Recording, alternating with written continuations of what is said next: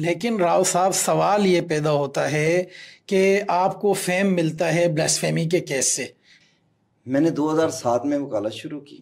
ٹھیک ہے. 2009 میں 2 سال کی وکالت کے اندر میں بے نظیر قتل کیس میں وزیر اعظم، جس کا باپ وزیر اعظم، جس کی ماں منسٹر، جس کا دادا وزیر اعظم، میں اس کے قتل کے کیس میں ملزموں کا وکیل تھا اور وہ ملزم بری ہوئے ہیں. مجھے فیم چاہیے تھی. کہاں آپ نے میرے ٹی وی پہ انٹرویو سنے؟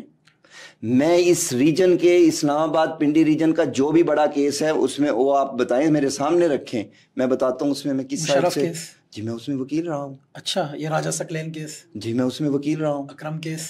میں راجہ اکرم سے کیس میں ملزموں کا وکیل رہا ہوں. اچھا، یہ نور مقدم وہ جو اپنا میں سارا انعام کے کیس میں وکیل سارا رہا ہوں. انعام. اچھا، نور مقدم کے کیس میں اس ٹائم بزی تھا. یہ سارے لوگوں کو آپ کا ایڈریس دیتا کون ہے؟ مطلب یہ سارے میں وکالت کرتا ہوں، میں کوئی بیکاری تھوڑی ہوں. میں اسلام آباد میں 17 سال سے وکالت کر رہا ہوں.